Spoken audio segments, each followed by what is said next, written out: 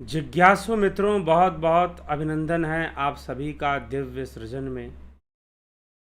प्रत्येक दिवस की भांति आज फिर हम यहाँ पर यह लाइव चर्चा का कार्यक्रम शुरू कर रहे हैं और आज का विषय है 3 गुणों का अतिक्रमण, त्रिगुणी माया का अतिक्रमण। तो योगी के द्वारा त्रिगुणी माया का अतिक्रमण किस प्रकार से होता है और 3 गुण क्या कार्य करते हैं, इस विषय पर हमने बहुत कुछ सुना है, समझा है। लेकिन इसी विषय को आगे बढ़ाते हुए भगवान श्री कृष्ण कुछ नए रहस्य को प्रकट करते हैं। और वह नया रहस्य क्या है श्रीमद् भगवद गीता में? तो भगवान कहते हैं कि नान्यम गुणेभ्य कर्तारम यदा दृष्टानुपश्यति गुणेभ्यश्च परमं वेति मद्भावम सो अधिगच्छति। जो विवेकी मनुष्य 3 गुणों के सिवाय अन्य किसी को कर्ता नहीं देखता और गुणों से पर अनुभव करता है, मतलब कि उसकी जो अनुभूति है वो गुणों से ऊपर जा चुकी है, वो गुणों से पर भी अनुभव कर सकता है। और ऐसा ही व्यक्ति, ऐसा ही योगी, ऐसा ही दृष्टा मेरे सत्य स्वरूप को प्राप्त होता है। स मद्भावम अधिगच्छति। स मद्भावम, जो 3 गुणों के रहस्य को भली भांति समझता है और ये 3 गुण किस प्रकार से हम पर हावी होते हैं और किस प्रकार से हमसे कर्म करवाते हैं। कभी क्रोध हावी होता है, कभी लोभ हावी होता है, कभी मोह हावी होता है, कभी ईर्ष्या तो कभी द्वेष, तो कभी मोह तो कभी राग। ये सब हावी होते रहते हैं और हमसे कर्म करवाते हैं। तरह तरह के कर्म हम करते रहते हैं इनके प्रभाव में। तो ये सभी हमसे, ये 3 गुण मिलकर हमसे कर्म करवाते रहते हैं। पाप भी करवा देते हैं, पुण्य भी करवा देते हैं। लेकिन योगी पाप और पुण्य से भी परे, इन 3 गुणों के परे अनुभव करता है और जो मानता है, जो समझ गया है कि वास्तव में ये 3 गुण ही करता है, मतलब यही कर्म करवाने वाले हैं। जितने भी कर्म हो रहे हैं वो 3 गुणों से ही हो रहे हैं, उनके द्वारा और उन्हीं से हो रहे हैं। तो इसीलिए जो ऐसा समझ चुका है, भगवान उसके लिए कहते हैं कि वह मेरे भाव को प्राप्त हो जाता है, क्योंकि वो जान गया कि मैं अकर्ता हूँ और वह निष्क्रिय हूँ, अकर्ता हूँ और समभाव हूँ, सर्वदा आनंद में हूँ। तो इसीलिए वह मेरे भाव को प्राप्त होने में उसे समय नहीं लगेगा। तो भगवान श्री कृष्ण कुछ ऐसा वचन, ऐसा यहाँ पर समझा रहे हैं। आगे श्री कृष्ण कहते हैं अर्जुन को फिर समझाते हुए इन 3 गुणों के विषय में ही, गुणाने तान तित्य त्रिंदेहि देह समुद्भवान जन्म मृत्यु जरा दुखैर विमुक्तो अमृत मश्नुते।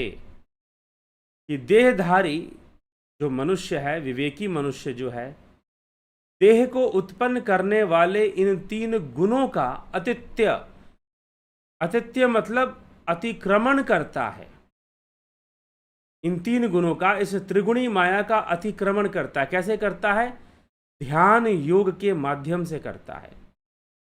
नियमित रूप से ध्यान योग का विधिवत अभ्यास करते रहने से, नियमित रूप से विधिवत अभ्यास करते हुए जब वो आगे बढ़ता है तो वह समता को प्राप्त होता है। 3 गुणों की समता और 3 गुणों के परे की अनुभूति को प्राप्त होता है।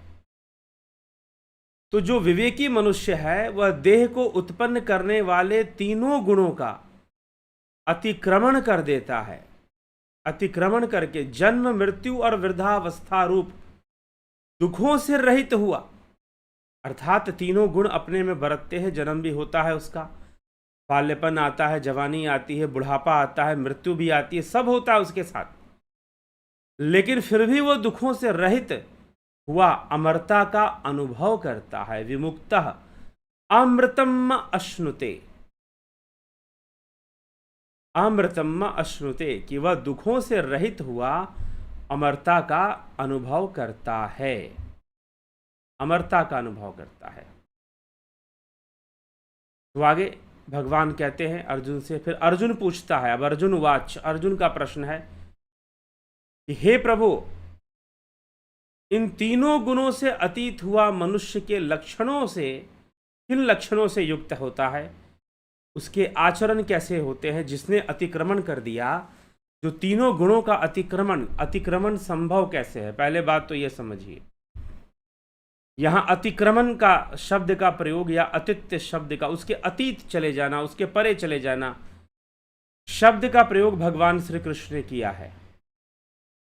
तो ऐसे शब्द का प्रयोग भगवान श्री कृष्ण ने किया है जिससे कि अतिक्रमण होता है। तो तीनों गुणों का अतिक्रमण संभव कब है?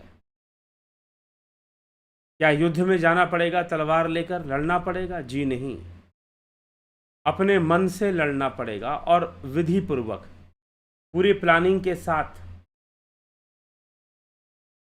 पूरी प्लानिंग के साथ जब आप ध्यान योग करोगे, साधना करोगे, तो जितने भी तीन गुणों का जो साम्राज्य है, उसके साम्राज्य में इंद्रियां हैं, मन है, बुद्धि है, चित्त है, अहंकार है, फिर पंच विकार हैं, लोभ मोह काम क्रोध अहंकार हैं,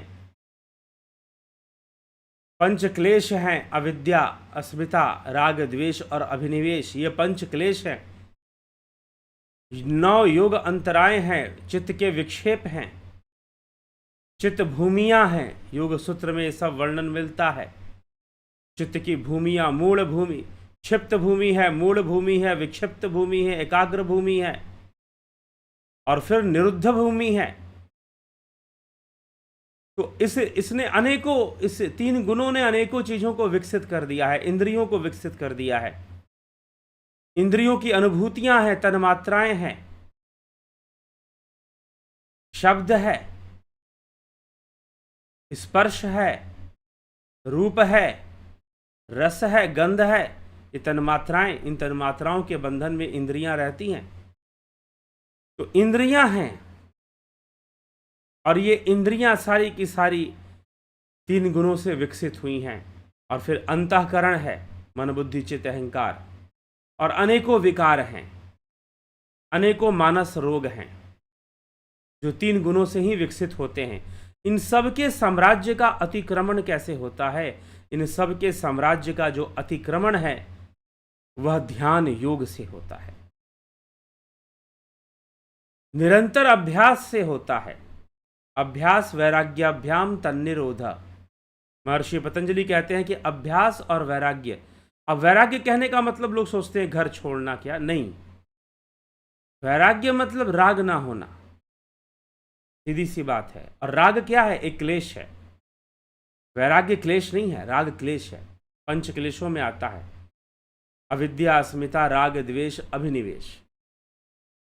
सुख के विषयों में आसक्ति होना ही राग है, और दुख के विषयों में आसक्ति होना द्वेष है। मतलब दुख से भागने की कोशिश करना भी तो एक आसक्ति है, और सुख के पीछे भागने की कोशिश में लगे रहना भी तो एक आसक्ति है। हमेशा सुखी बनने की कोशिश करते रहना ही सही नहीं है।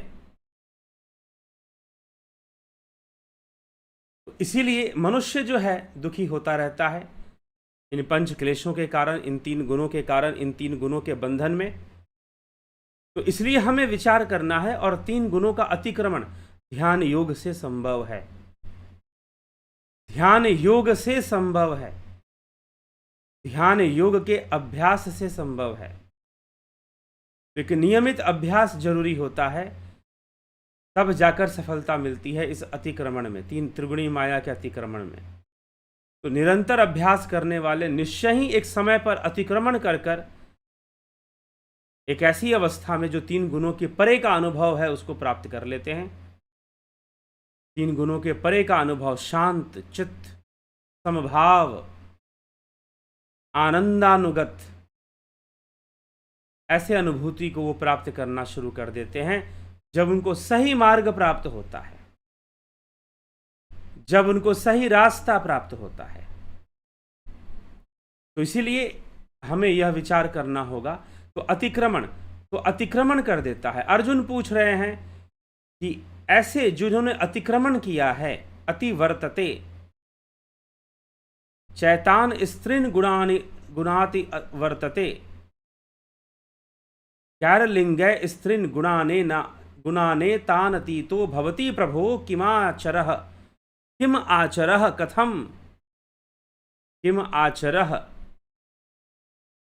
कथम च एतान तृण गुणान कथम अति वर्तते। एतान तृण गुणान कथम, हे प्रभु इन 3 गुणों से अतीत हुआ मनुष्य किन लक्षणों से युक्त होता है, उसके आचरण कैसे होते हैं, इन तीनों गुणों का अतिक्रमण कैसे किया जा सकता है। इन तीनों गुणों का अतिक्रमण अति वर्तते, अर्जुन पूछ रहा है अतिक्रमण कैसे किया जा सकता है। भगवान उत्तर देते हुए कहते हैं प्रकाशम च प्रवृत्तम च मोहमेव च पांडव न द्वेष्टि संप्रवृतानि न निवृत्तानि कांक्षति। हे पांडव, प्रकाश और प्रवृत्ति तथा मोह, प्रकाश और प्रवृत्ति तथा मोह, अब इसको समझिएगा, यहां पर अब अलग शब्द का प्रयोग हुआ है। 3 गुणों के लिए 3 शब्द प्रयोग हुए हैं, प्रकाश, प्रवृत्ति और मोह। योग सूत्र का अध्ययन करेंगे, पतंजलि योग सूत्र का, तो वहां भी आपको मिलेगा प्रकाश, स्थिति और क्रिया। तो प्रकाश क्या है? सत्व गुण है, क्रिया रजगुण है और स्थिति तम गुण है। वैसे ही यहां पर प्रकाश, प्रवृत्ति और मोह। तो प्रकाश सत्वगुण, प्रवृत्ति रजगुण और मोह तमोगुण है।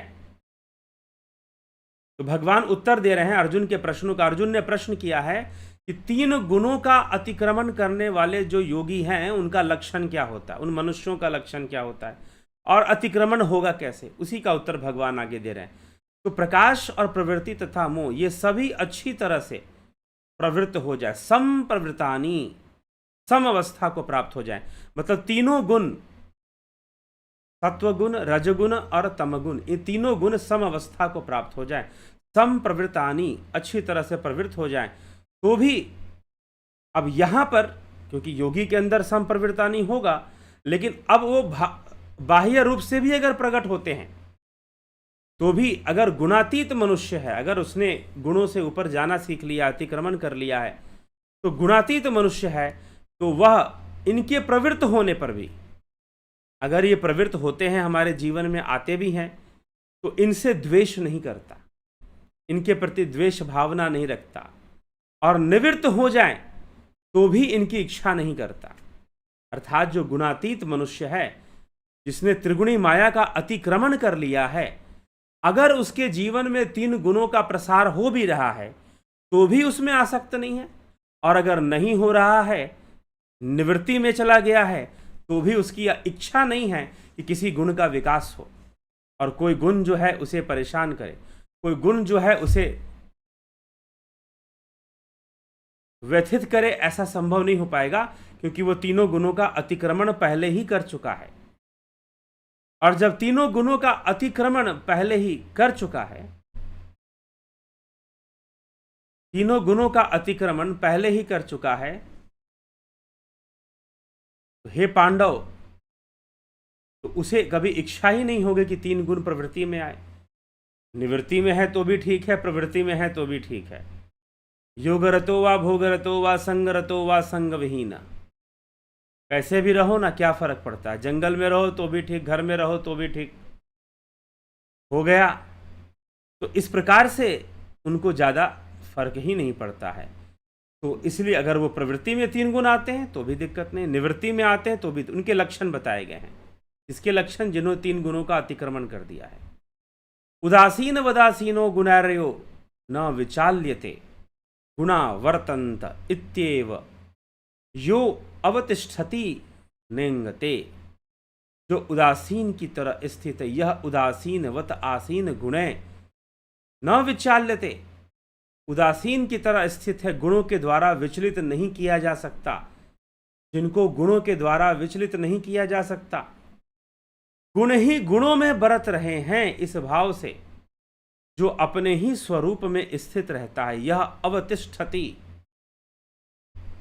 भाई गुण ही गुण में बरत रहे हैं, ये गुणों का अपना खेल है और वो अपना खेल खेल रहे हैं, गुण ही गुण में बरत रहे हैं, ऐसा समझकर वो स्थित रहता है, स्थित रहता है, स्थित प्रज्ञ रहता है और स्थित रहने की चेष्टा स्थित रहता है और स्वयं कोई भी चेष्टा नहीं करता है। ठीक, इस प्रकार से भगवान ने फिर 24वें श्लोक में कहते हैं, सम दुख सुख स्वस्था समलोष्टाश्रम कांक्षना तुल्य प्रिया प्रियो धीरस्तु तुल्य निंदात्म संस्तुति मानापमान योस्य तुल्यस्तुल्यो मित्रारिपक्षयो सर्व आरंभ परित्यागी गुणातीत स उच्यते। अर्थात सम दुख सुख स्वस्थ समलोष्टाश्म कांचना, जो धीर मनुष्य, जो त्रिगुणी माया का अतिक्रमण करने वाला योगी, दुख सुख में सम, अपने स्वरूप में स्थित रहता है, जो मिट्टी के पत्थर, ढेले पत्थर और सोने में सम ही देखता है, बराबर ही समझता है, समभाव रखता है, जो प्रिय अप्रिय में भी सम ही रहता है, जो अपनी निंदा स्तुति में भी सम ही रहता है, जो मान अपमान में भी सम ही रहता है, जो मित्र शत्रु के पक्ष में सम ही रहता है, जो संपूर्ण कर्मों के आरंभ का त्यागी है, वह मनुष्य गुणातीत कहा जाता है।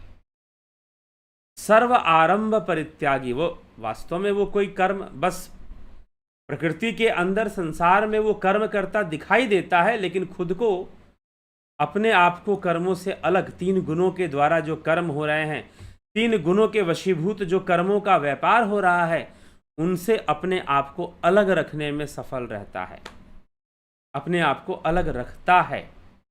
ठीक, लेकिन इस अवस्था की प्राप्ति कैसे? जब स्थित प्रज्ञता बनेगी, जब राजयोग होगा। राजयोग क्या है? ध्यान योग ही राजयोग है, अष्टांग योग ही राजयोग है। जब नियमित रूप से प्राणायाम करते हुए प्रत्याहार धारणा का अभ्यास होगा, तो चित्त अपने आप शांत हो जाता है। चित्त का जो व्यापार इंद्रियों के साथ है, वो अपने आप नष्ट हो जाता है। इसी को प्रत्याहार कहते हैं। चित्त का व्यापार इंद्रियों के साथ नष्ट हो जाना, मतलब चित्त का जो व्यापार इंद्रियों के साथ चल रहा है वो ना चले, तो प्रत्याहार होता है। यही महर्षि पतंजलि ने इसी को प्रत्याहार कहा है। यह कैसे संभव है? जब सही तरीके से अभ्यास हो, प्राणायाम का, प्रत्याहार का, धारणा का अभ्यास हो, एक ही भाव अवस्था का अभ्यास हो। इसलिए भगवान कृष्ण भी बहुत ज़्यादा अभ्यास पर विचार देते हैं। पहले 13वें और 8वें अध्याय में उन्होंने काफ़ी अभ्यास पर बोला, 6ठे अध्याय में भी अभ्यास पर बोला है।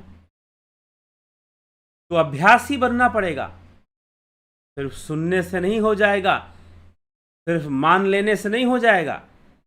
आप कहते हो ना कि हम मान लेते हैं कि भगवान है, कुछ लोग कहते हैं कि भगवान तो मानने की ही चीज़ है। तो भगवान कृष्ण को अभ्यासी बनने के कहने की आवश्यकता किसके लिए? अभ्यासी बने, मानने के लिए या सत्य को जानने के लिए? तो वास्तव में श्रीमद् भगवद गीता क्या समझा रही है, कृष्ण क्या समझा रहे हैं, हम कितना समझ पाते हैं? लेकिन गीता पर लोगों का ध्यान नहीं होता। वो तो सोचते हैं कि भागवत कथा सुनेंगे और नाच लेंगे, गा लेंगे, बस हो गया। लेकिन श्रीमद् भगवद गीता में श्री कृष्ण कितना गूढ़ उपदेश दे रहे हैं, इस पर बहुत कम लोग विचार कर पाते हैं। और आजकल तो कृष्ण भक्ति कुछ विचित्र ही टाइप की चली हुई है, समाज में अलग ही चला हुआ है। ठीक, तो जो अलग ही चला हुआ है, विचित्र ही चला हुआ है, उसको समझने की आवश्यकता है और श्रीमद् भगवद गीता को समझने की आवश्यकता है। तभी जाकर हम वास्तविक श्री कृष्ण को जान पाएंगे, वास्तविक श्री कृष्ण को जान पाएंगे। अगर गीता नहीं सुनी, सिर्फ कथाएं सुनी, कैसे काम चलेगा? माम च यो अव्यभिचारिणे भक्ति योगेन सेवते स गुणान समतित्य तान ब्रह्म भूयाय कल्पते। और जो मनुष्य अव्यभिचारी भक्ति योग, व्यभिचारी मतलब, व्यभिचारी का मतलब क्या है और अव्यभिचारी का क्या अर्थ है? अव्यभिचारी भक्ति और व्यभिचारी भक्ति। व्यभिचारी भक्ति मतलब जहां श्रद्धा भटकती रहे, कभी इधर कभी उधर लग जाए, कभी कुछ सोच ले, कभी कुछ सोच ले, कभी कैसे सोच ले, कभी कैसे सोच ले। नहीं, अब भक्ति की परिभाषा हम जानने की कोशिश करें तो आदि गुरु शंकराचार्य, शंकराचार्य का नाम लेकर लोग बहुत ज़्यादा मनमर्जी करते हैं। कुछ लोग कहते हैं कि भाई शंकराचार्य ये है, शंकराचार्य ने कहा है, शंकराचार्य जी ने ये कह दिया है, शंकराचार्य जी ने वो कह दिया है।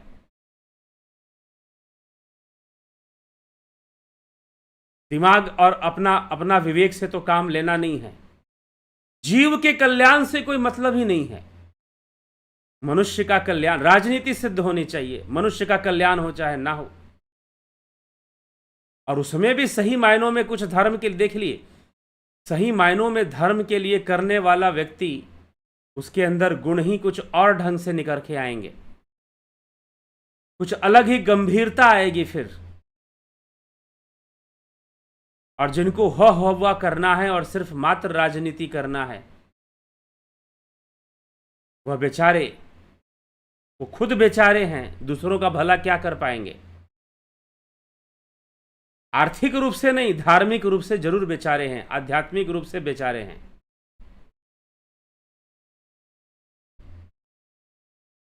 इसीलिए हमें बहुत गंभीरता से विचार करना चाहिए। आदि गुरु शंकराचार्य भक्ति की परिभाषा देते हुए कहते हैं, आत्मा का अनुसंधान करना ही भक्ति है। इसका प्रमाण कहाँ है? शास्त्र प्रमाण, आप्त प्रमाण, आगम प्रमाण कहाँ पर है? विवेक चूड़ामणि में है। आदि गुरु शंकराचार्य द्वारा रचित विवेक चूड़ामणि, वो कहते हैं आत्मा का अनुसंधान करो, यही भक्ति है। आत्मा का अनुसंधान करना। लेकिन व्यभिचारिणी भक्ति कब होगी? व्यभिचारिणी भक्ति तब होगी जब लक्ष्य आत्मा की ओर नहीं होगा, जब लक्ष्य इधर उधर बहुत ज्यादा होगा, जब लक्ष्य त्रिगुणी होगा, त्रिगुणी लक्ष्य होगा, अर्थात गुणों के वशीभूत लक्ष्य होगा। लेकिन जब लक्ष्य तीन गुणों से परे होगा, गुणातीत लक्ष्य को ले लिया जाएगा कि मुझे गुणातीत अवस्था में पहुंचना है, परावस्था में पहुंचना है, ध्यान योग करते हुए, राजयोग करते हुए, चित्त का व्यापार, इसलिए प्राणायाम करते हुए पहली घटना क्या घटेगी? पहली घटना प्रत्याहार जब होगा, तो प्रत्याहार जब होगा तो ध्यान की अवस्था में, ध्यान जब आप करोगे, ऐसी अवस्था बनेगी कि चित्त और इंद्रियों का संबंध विच्छेद हो जाएगा। चित्त जो है इंद्रियों की अनुभूतियों को पकड़ना धीरे धीरे कम करने लगेगा और बंद कर देगा, तो प्रत्याहार सिद्ध होगा, यह अनुभव में आना शुरू हो जाएगा।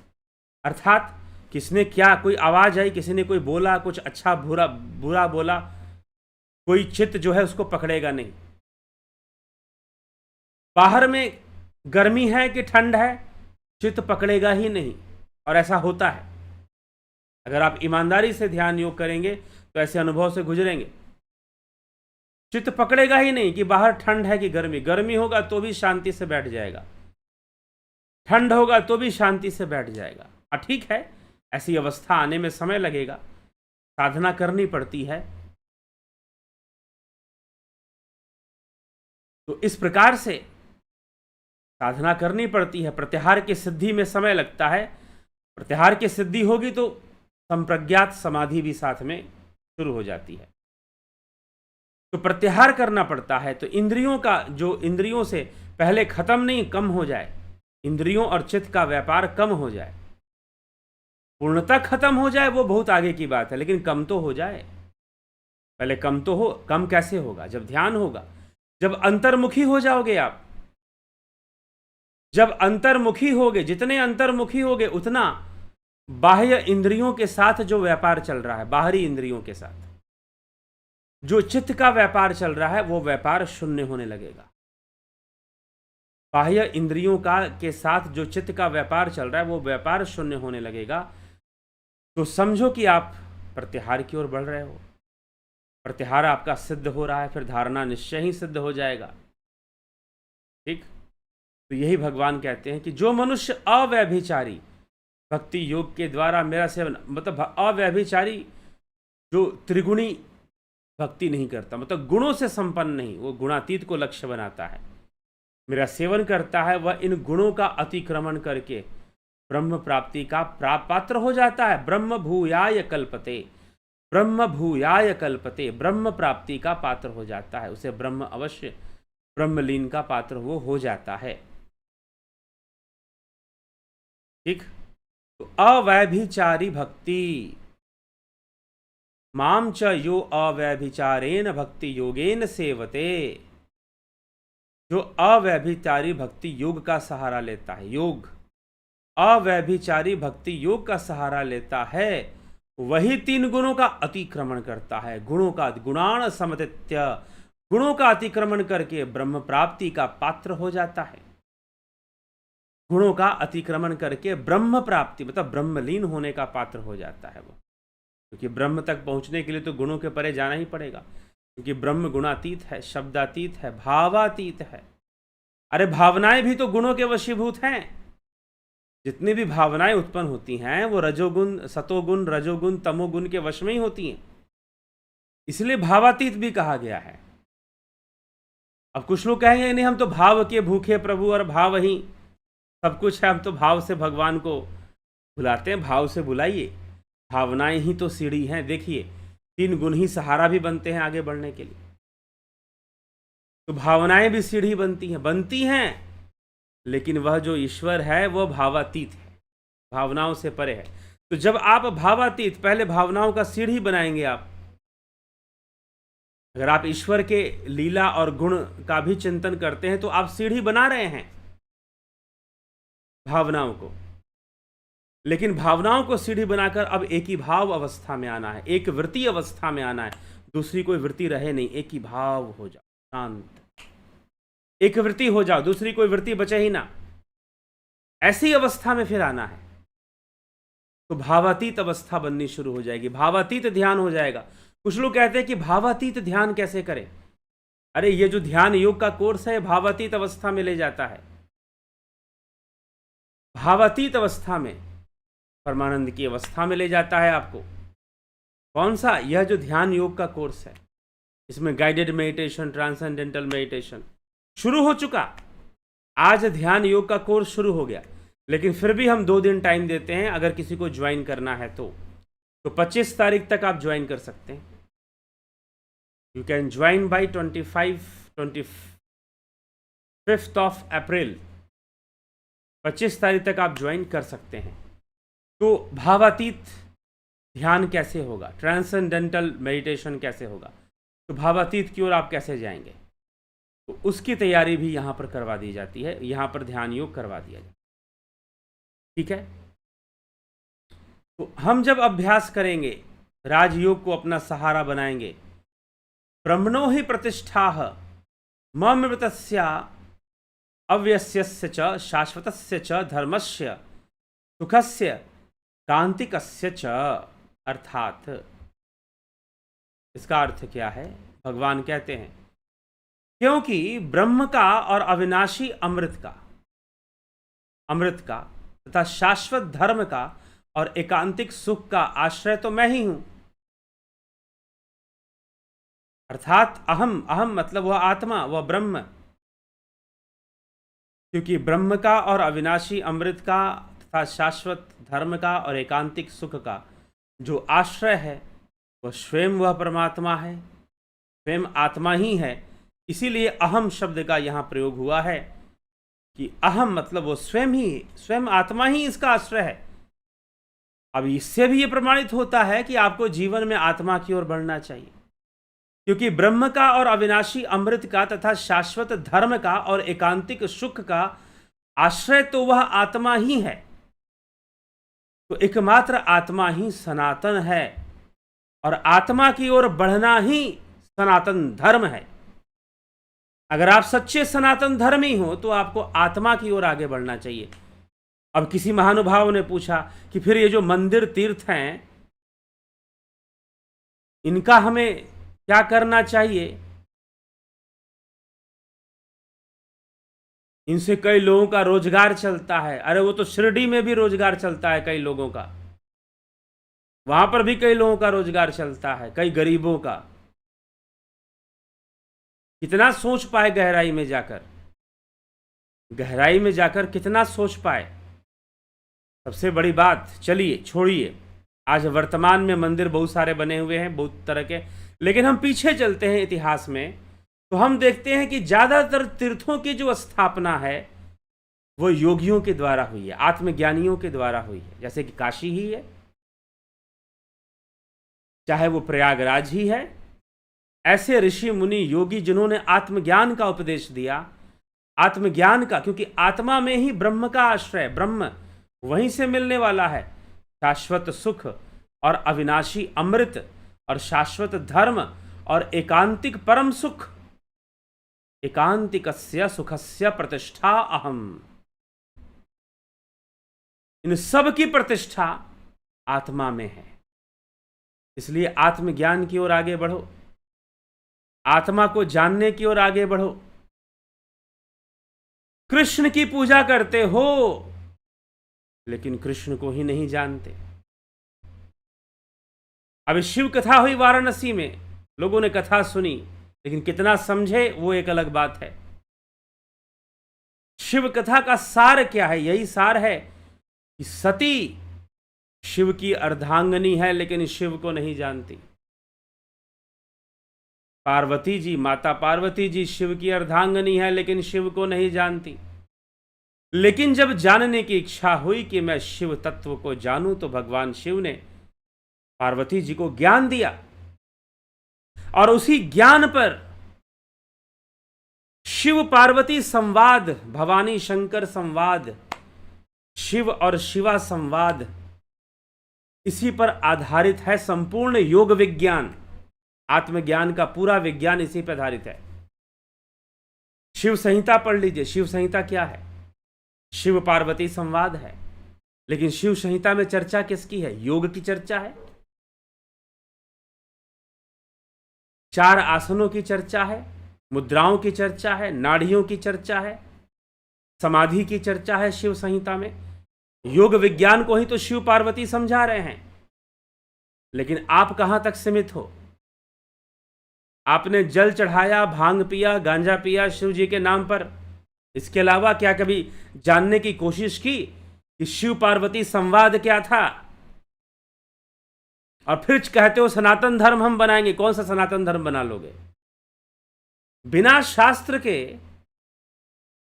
एक बात ध्यान रखना, अगर बिना शास्त्र के, कुछ लोग कहते हैं कि हम सनातन धर्म की रक्षा शस्त्र से करेंगे। बिना शास्त्र के अगर शस्त्र उठाओगे तो आत्मघात करोगे, इसकी गारंटी है।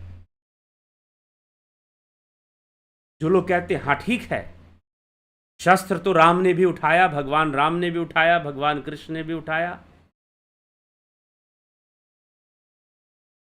हमारे गुरुओं ने भी उठाया, गुरु गोविंद सिंह जी, गुरु तेग बहादुर जी, उन्होंने भी शस्त्र उठाया, लेकिन वो योगी थे। वो योगी पहले बने, शस्त्र बाद में उठाया। तो बिना शास्त्र के अगर शस्त्र उठाओगे तो आत्मघाती बनोगे, सिर्फ अपना नुकसान करोगे। ध्यान रखना, शास्त्र पहले है, सर्वदा पहले है। तो प्रश्न यह है कि आप शिव की उपासना करते हैं, लेकिन क्या आप जानते हैं शिव ने जो पार्वती जी को ज्ञान दिया वो शिव संहिता के अंदर, शिव महापुराण के उमा संहिता में वर्णित है। इसलिए सनातन धर्म के नाम पर बहुत कुछ ऐसा हो रहा है जो खुद सनातन धर्म का ही विरोध में है। सनातन धर्म के नाम पर ऐसा बहुत कुछ हो रहा है जो स्वयं सनातन धर्म का ही विरोध में चल रहा है। कहानी उल्टी चल रही है और लोग समझ रहे हैं कि सनातन धर्म का काम हो रहा है, हिंदू राष्ट्र बनने वाला है। और कुछ लोगों को राजनीति बड़ी प्रिय है। राम जी के नाम पर चलती रही राजनीति, कई नेता लोग सांसद बने, बहुत कुछ बने, राम के नाम पर बने, अब कुछ लोग और बन जाएंगे कुछ और एजेंडा चलाकर, लेकिन फिर भी लंबी दौड़ नहीं होती है। लेकिन जो भी हो, कुछ काल के लिए लोग दिग्भ्रमित होते हैं, दिग्भ्रमित होते हैं। और YouTube भी है, मान लो YouTube पे कोई समझाए या मैं ही कुछ बताऊं, उससे क्या फर्क पड़ने वाला है? क्योंकि वायरल का जमाना है कि भाई अरे कोई सेंसिटिव चीज चाहिए, वायरल चीज चाहिए, ठीक है। और यहां कृष्ण समझाए जा रहे हैं आत्मा के विषय में। आत्मा के विषय में समझाए जा रहे हैं कृष्ण कि एकमात्र वह आत्मा ही आश्रय है सबका, उस एकांतिक सुख का, ब्रह्म का, अमरत्व का। वह आत्मा ही सनातन है। एको वशी सर्वभूतांतरात्मा।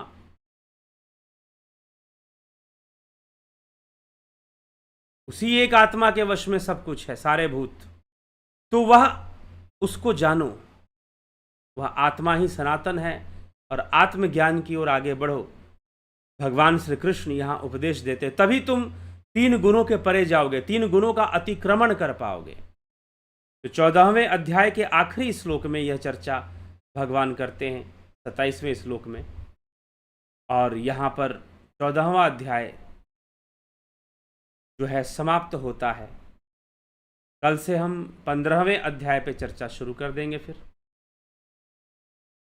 तो 3 गुणों का अतिक्रमण अभ्यास करते हुए अव्यभिचारिणी भक्ति। अव्यभिचारिणी कब होगी? तभी होगी जब आत्मा के अनुसंधान में लगेगी, नहीं तो व्यभिचारिणी वाली कैटेगरी में चली जाएगी फिर। तो अव्यभिचारिणी भक्ति हमें समझना है, अव्यभिचारिणी। जब हम समझेंगे, तो इसीलिए शास्त्र अनुकूल जब हम बातों को समझेंगे, क्या उपदेश दिए जा रहे हैं, क्या समझाए जा रहे हैं, तो निश्चय ही हम अपना कल्याण कर पाएंगे। उस सनातन ब्रह्म को जान पाएंगे, उस सनातन परमात्मा, उस सनातन ईश्वर को जान पाएंगे। उसी का आश्रय ले, उसी में स्थित हो पाएंगे। वही आत्मस्थिति बनेगी फिर। ठीक है, चलिए आगे बढ़ते हैं। तो ध्यान योग का कोर्स अगर आप ज्वाइन करना चाहते हैं, आप भी आत्मस्थिति में जाना चाहते हैं, शून्य की अवस्था में स्थापित होना चाहते हैं, अनुभव करना चाहते हैं कुछ भावातीत, इंद्रियों से परे, बियॉन्ड सेंसेस, अगर कुछ एक्सपीरियंस करना चाहते हैं, अनुभव करना चाहते हैं, तो अवश्य अवश्य आप इस कोर्स को ज्वाइन कीजिए। और जिन महानुभावों ने पूछा था तीर्थ यात्रा, जितने भी हमारे तीर्थ हैं, यात्रा करने में बड़ा अंतर है। जैसे कि चर्चा हुई, मरने में बड़ा अंतर है। आए हैं सो जाएंगे, राजा रंग फकीर, एक सिंहासन चढ़ी चले, एक बंदे जंजीर। जाना सबको है, लेकिन जाने में बड़ा अंतर है। वैसे ही यात्रा, तीर्थ यात्रा करने में बड़ा अंतर है। आप जब तीर्थ यात्रा करते हो, कोई भी तीर्थ यात्रा अगर आप कर रहे हो, ज्योतिर्लिंगों की यात्रा कर रहे हो, किस भाव से कर रहे हो? आपने शिव को किस रूप में जाना है? कुछ लोगों ने भगवान शिव को बस इतना ही जाना है कि शिव जी भांग पीते थे, पार्वती जी भांग घोटती थी और शिव जी भांग पीते थे। बस इतना ही जाना, इसके अलावा कुछ नहीं जानते वो। लेकिन जिन्होंने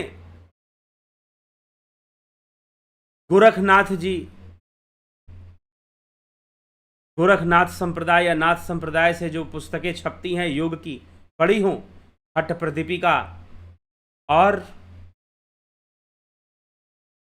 योग बीज और बहुत सारे योग के रहस्य को बताने के लिए, जो जानते हैं, जो शिव और शिवा संवाद को जानते हैं, विज्ञान भैरव को जो जानते हैं, विज्ञान भैरव तंत्र, योग का एक बहुत ही अनोखा ग्रंथ है वो। धारणाएं बताई गई हैं उसमें, 112 धारणाएं। जो शिव संहिता को जानते हैं, जो उमा संहिता को जिन्होंने अध्ययन किया है, जिन्होंने योग रहस्य को जाना है कि शिव जी ने कौन सा योग रहस्य पार्वती जी को बताया था, वो शिव को वास्तव में जानते हैं और वो वैसी भावना लेकर तीर्थों की यात्रा करते हैं।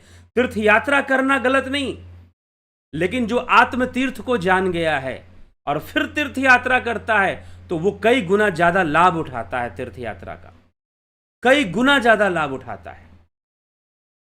लेकिन जो बस यही सोचते हैं कि जल चढ़ा देना है, बेलपत्र चढ़ा देना है, भांग चढ़ा देना है, भांग घोट के पी लेना है, प्रसाद ले लेना है, सावन का महीना आने वाला है कुछ दिनों बाद, अभी समय है सावन में,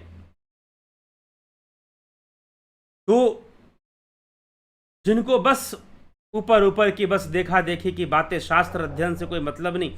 अरे भाई, अगर आप एक सच्चे सनातन धर्मी बनना चाहते हो, कि दृढ़ और कट्टर बनना चाहते हो भीतर से, शास्त्र अध्ययन सही से करो, तब जाके वो दृढ़ता आएगी। नहीं तो हवा हवाई बातें हैं। आजकल लोग बस वही बात है, मैं बार बार बोलता हूं, अच्छा नहीं लगता मुझको, हुआ करना है सीआर की तरह, और अपने आप को हिंदू समझते हैं, फिर सनातन धर्मी समझ लेते हैं। नहीं चलेगा। अगर ये चला तो सिर्फ नुकसान होने वाला है इस सनातन धर्म का, लाभ तो नहीं होने वाला कम से कम।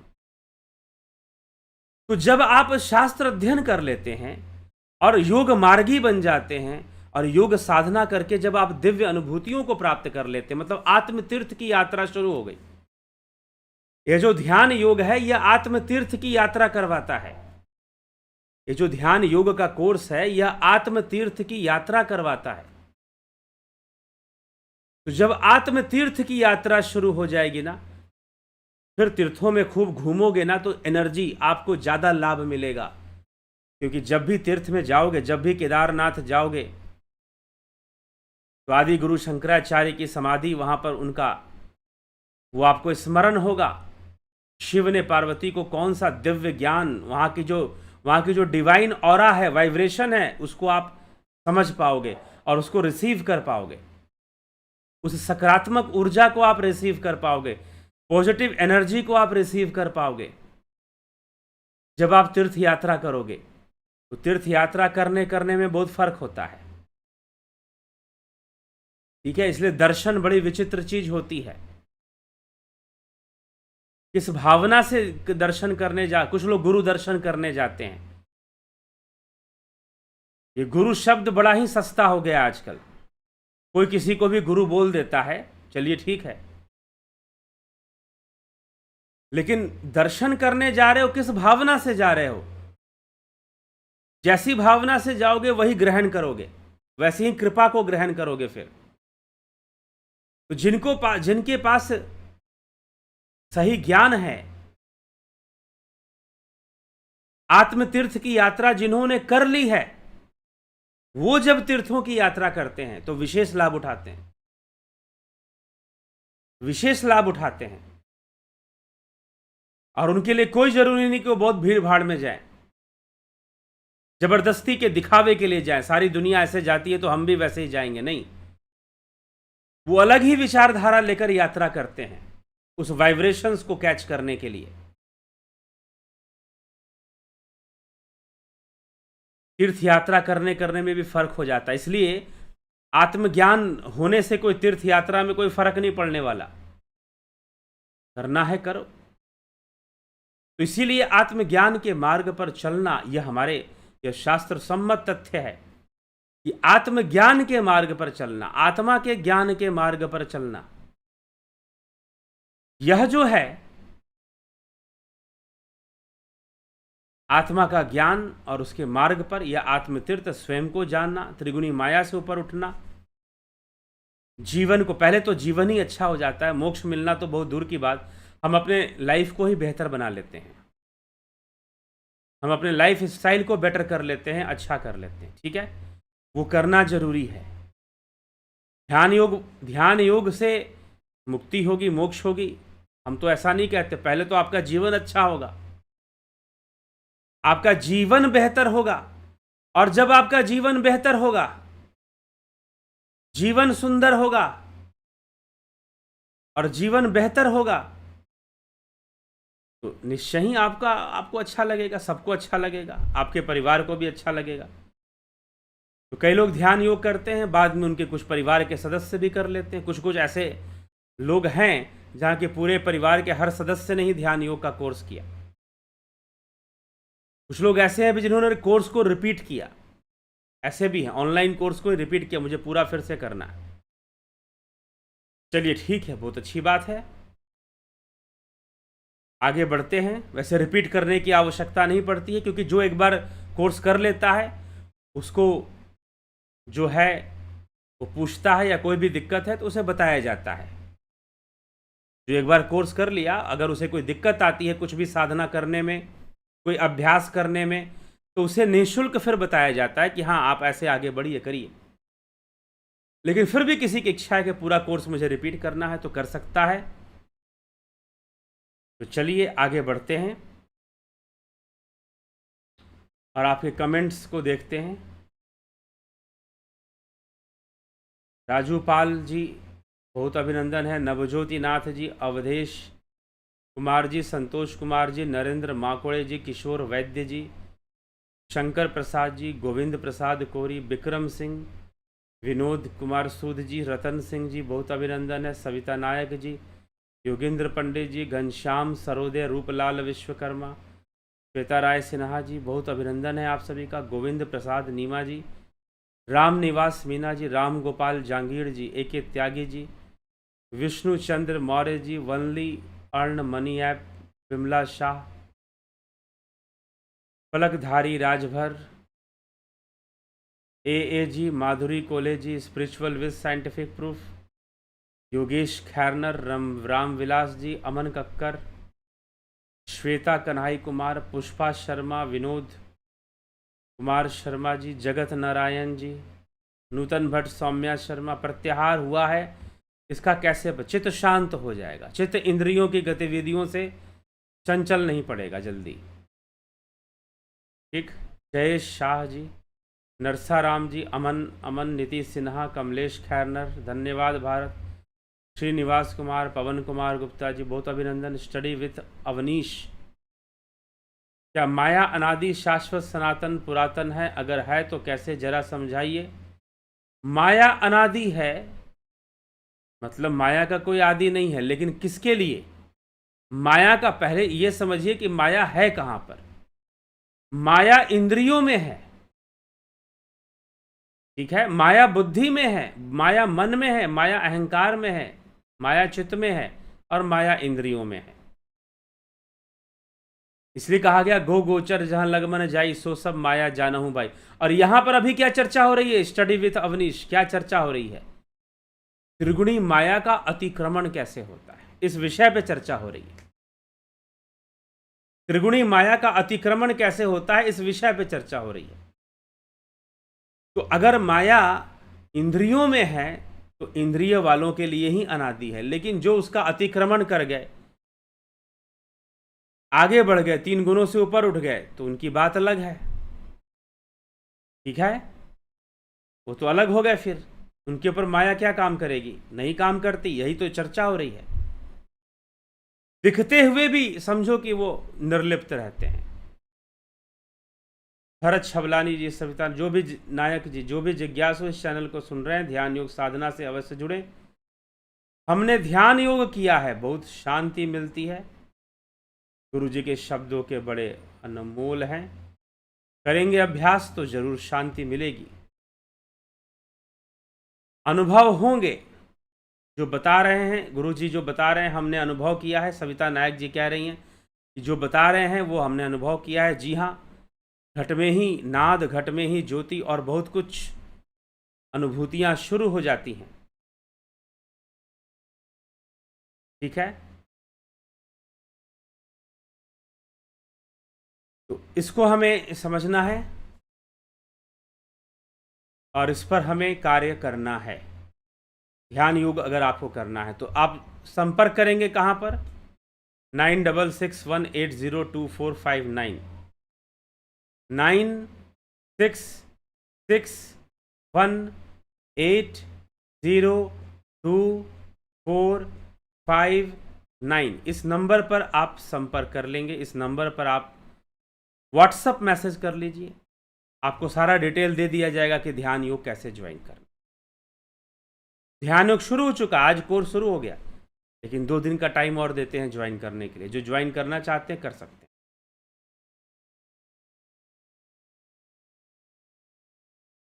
तो इसी के साथ हम अभी विचारों को विराम देते हैं। कल फिर मिलते हैं लाइव चर्चा में 9 PM पर। तो बहुत बहुत आभार आप सभी का। ओम तत्सत।